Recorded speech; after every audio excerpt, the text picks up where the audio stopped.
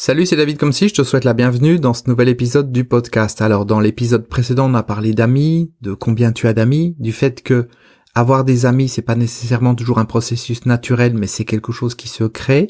C'est des occasions qui se créent, c'est le fait de réfléchir au type de personnes que tu aimerais avoir dans ta vie, que tu aimerais fréquenter, et puis aller dans les bons endroits pour trouver ces bonnes personnes, pour que les choses se fassent, parce que c'est pas toujours par hasard que tu vas rencontrer des personnes dans la rue qui vont te convenir.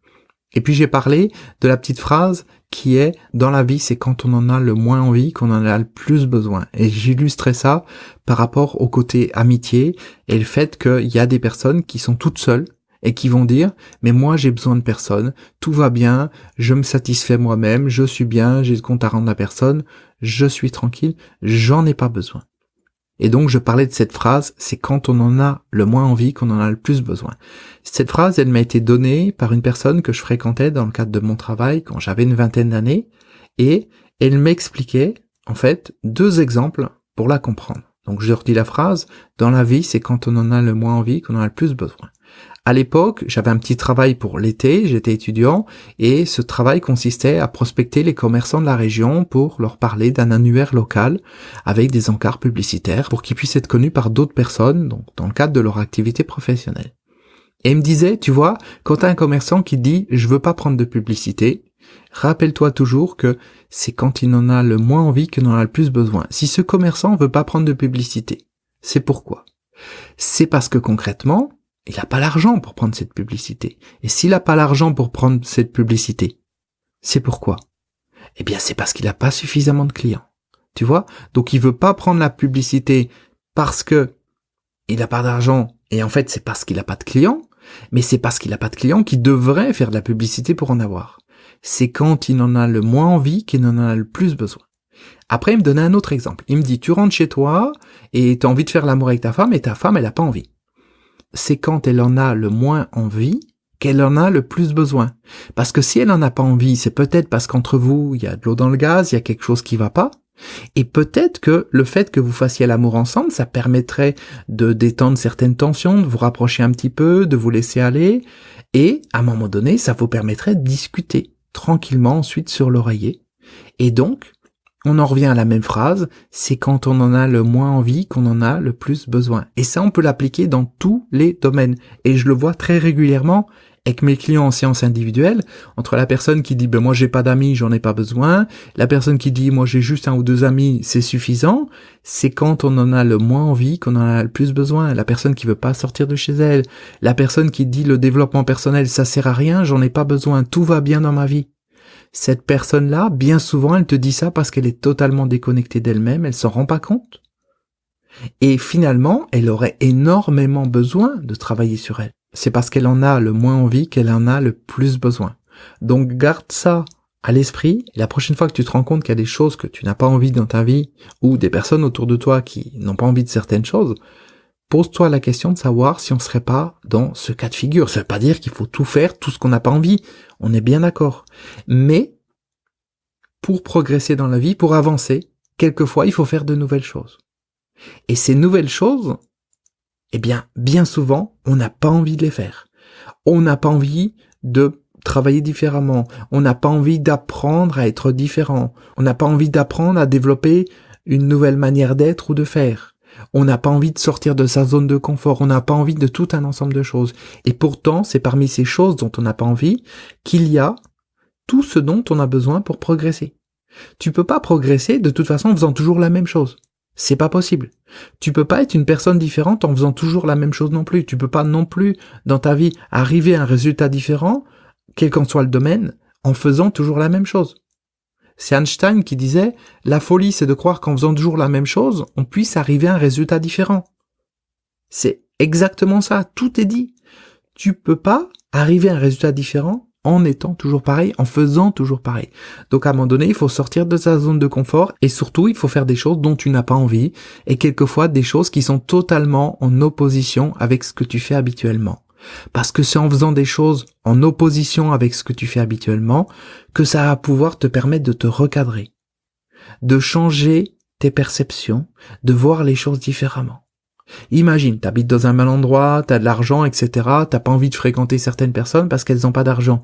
Peut-être qu'à un moment donné, de passer une semaine ou deux avec des personnes qui ont moins d'argent, qui ont des difficultés dans leur vie, qui vivent dans un cadre de vie qui ne te correspond pas, ou un cadre de vie dans lequel tu vivais avant, mais t'as pas envie d'y retourner, peut-être que de retourner là-dedans, ça va te faire prendre conscience encore plus de ce que tu as réussi à avoir, ça va te recadrer sur un certain nombre de choses, et te recentrer, et t'apprendre tout un ensemble de choses. Ne serait-ce que savourer ce que tu as. Donc voilà pour l'explication de la petite phrase, c'est quand on en a le moins envie qu'on en a le plus besoin, et garder à l'esprit que si tu fais que ce dont tu as envie, ta vie sera toujours la même qu'elle est actuellement. À un moment donné, il faut faire des choses que tu n'aimes pas, des choses que tu n'as pas envie de faire pour sortir de ta zone de confort. Alors on en revient aux amis, et j'en parlais dans l'épisode précédent. Un réseau d'amis, quel que soit le nombre d'amis que tu as aujourd'hui, c'est un réseau qui s'entretient. C'est-à-dire qu'un ami avec qui tu n'es plus en contact, petit à petit, alors oui, peut-être parce que tu l'as connu quand tu étais enfant, tu vas dire oui, c'est un ami pour la vie, très bien. Mais cet ami, il t'apporte plus rien. Il n'y a plus d'échange entre vous, c'est pas le fait de vous envoyer un email une fois par an pour dire bonne année que c'est suffisant. Il n'y a pas cette qualité de relation qu'il peut y avoir entre toi et cette personne, et cette qualité de relation, c'est comme la qualité d'une relation amoureuse, ça s'entretient. Si à un moment donné, tu t'occupes plus de ton conjoint, tu prends plus soin de lui, tu l'écoutes plus, tu lui fais plus de cadeaux, t'es pas présent, t'es jamais là pour lui, concrètement, petit à petit, la relation, elle va s'éteindre. À l'opposé, si tu as des attentions, si t'es là, si t'écoutes la personne, si t'es présent, tu lui fais des cadeaux, tu l'aides, etc., etc., oui, ça va resserrer la relation, oui, il va se passer des choses. Donc un réseau d'amis, c'est comme la personne avec qui tu es, ça s'entretient, et quand je dis réseau d'amis, c'est aussi réseau de relations, de contacts. Ça t'est probablement arrivé, moi ça m'est arrivé de nombreuses fois d'aller dans des formations, des séminaires, des stages, de rencontrer tout un ensemble de personnes, je prends les emails et ces personnes, je les recontacte jamais. Je les revois plus. Je leur écris pas, je dis bah tiens, elles ont mon email, elles peuvent m'écrire aussi, elles ont mon téléphone, elles peuvent me téléphoner. Mais au final, si t'entretiens pas ces relations quelles qu'elles soient, petit à petit elles s'éteignent, et c'est tout un ensemble d'opportunités, tout un ensemble de choses que tu pourrais avoir dans ta vie, et de moments de qualité que tu pourrais partager avec ces personnes, qui n'existeront jamais. Donc un réseau, ça s'entretient. Alors attention, je parle de réseau d'amis, mais je parle pas de réseau de parasites. Une personne qui te parasite, qui te bouffe ton énergie, qui te sape le moral ou qui a des mauvaises intentions vis-à-vis de toi, c'est sûr que cette personne, elle fait pas partie des amis et c'est pas quelque chose qui s'entretient. Au contraire. Mais pour le reste, pour tes amis, eh bien, tu peux te poser la question de savoir quand est-ce que tu les appelles, avec quelle fréquence, quand est-ce que tu prends de leurs nouvelles. Est-ce que finalement, dans ton emploi du temps de la journée, parce que c'est là où je veux en venir, est-ce que dans ton emploi du temps de la journée ou de la semaine, il reste de la place pour entretenir ton réseau, pour entretenir tes amis, pour prendre des nouvelles des personnes que tu aimes, pour prendre des nouvelles des personnes qui sont importantes pour toi, et au-delà de prendre des nouvelles pour passer du temps avec ces personnes. Parce que si tu attends d'avoir simplement du temps pour ça, que la vie te dise ok maintenant t'as du temps, t'en auras probablement pas. Parce que peut-être que t'es dans ton travail, t'es tellement concentré, tellement focus sur ce que tu fais, sur ta carrière ou je ne sais quoi, que au final, t'as plus de temps pour tes proches. Et tu vas les délaisser comme ça pendant des mois et des mois, t'appelles pas les gens. Et au bout d'un moment, eh bien, ce qui se passe, c'est que il y a une distance qui se crée avec ces personnes. Et c'est dommage parce que probablement que c'était des personnes qui comptaient pour toi. Et si tu les appelles uniquement quand tu as besoin d'elles, bon c'est pas la même chose. Parce que si tu veux qu'une personne soit présente le jour où tu as besoin d'elle, il faut aussi que tu l'appelles, que tu prennes de ses nouvelles et que tu passes du temps avec cette personne, même quand tu n'as pas besoin d'elle. Faut aussi que tu passes du temps pour elle et non pas uniquement pour toi. Parce que l'amitié, ça va dans les deux sens. C'est pas uniquement je t'appelle quand j'ai besoin de toi. C'est pas uniquement je t'appelle pour te demander ton avis ou pour me rendre un service ou quoi que ce soit. Non. C'est je t'appelle aussi pour avoir de tes nouvelles, je t'appelle pour savoir où tu en es dans ta vie, je t'appelle pour savoir si telle ou telle chose dont tu m'as parlé c'est résolu, si tu as avancé par rapport à ça. Je t'appelle pour passer du temps avec toi, je t'appelle pour le plaisir de passer un moment avec toi, un moment de qualité, quel que soit ce moment, qu'il soit au téléphone, qu'il soit dans la vraie vie. Et ça s'entretient. Toujours voir les amis et les relations qu'on peut avoir, quelles que soient ces relations, comme quelque chose qui n'est pas figé dans le temps et qui, s'il n'est pas entretenu, tu te rends compte que tu perds tout un ensemble de choses. Parce qu'au quotidien, tu as besoin de ça. On est des êtres humains, on est des êtres sociaux. On a besoin de partager, on a besoin d'avoir des interactions. Et c'est aussi dans les interactions, en partageant, qu'on grandit. Imagine une personne qui vit toute seule sur une île déserte. Est-ce que cette personne va grandir en communication? Est-ce que cette personne, elle va grandir en perception des autres? Non, c'est pas possible. Moi, il y a tout un ensemble de perceptions que j'ai développées parce qu'il y a des amis, des personnes que je suis depuis très longtemps. Et ça m'a permis avec le temps de dire, je sens que la vie de cette personne va bouger dans cette direction. Je sens que par rapport à sa personnalité, etc., les choses vont aller dans cette direction. Il va y avoir ceci, il va y avoir cela. Et c'est avec le temps que je peux vérifier tout ça. Et je me dis, oui, j'avais raison. Je la voyais comme ça. Je pensais qu'au niveau de son travail, c'était pas la bonne solution. Voilà, c'est réellement ce qui s'est passé. Je pensais que cette personne, elle travaillait trop, elle était limite burn-out, et qu'à un moment donné, ça allait avoir un impact sur ses relations de couple. C'est ce que je ressentais, c'est réellement ce qui s'est passé. Ou alors je pensais que cette personne pouvait avoir des problèmes avec ses enfants par rapport à la manière qu'elle peut avoir de les éduquer.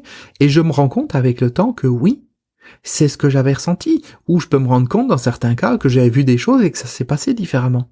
Donc c'est avec l'expérience, et tout ça se fait en étant en contact avec les gens. Si t'es sur une île déserte, tu vois personne. Si t'as que très peu de contacts, si t'es retraité et puis t'as juste un ou deux voisins et c'est tout, tu progresses pas intérieurement de la même manière que quand tu connais énormément de monde, quand tu sors, tu vois des nouvelles personnes. Parce que ça te fait bouger. On dit souvent que dans la vie, on veut attirer des choses à nous. Mais pour attirer des choses à nous, faut pas uniquement rester chez soi et attendre.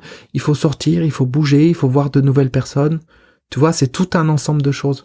Donc, le message d'aujourd'hui, c'était vraiment que tu puisses te poser la question de savoir est-ce que tu as du temps pour tes amis et quel temps tu consacres à tes amis. Et accessoirement, entre parenthèses aussi, quels sont tes amis? Parce que passer du temps avec une personne qui te parasite, qui te bouffe toute ton énergie, qui est tout le temps en train de se plaindre, c'est pas un ami. Faut être conscient de ça aussi, il faut prendre du recul. Voilà, j'en ai terminé pour aujourd'hui. Je te remercie pour ton écoute et on se retrouve très bientôt dans un prochain épisode du podcast. À très bientôt, ciao.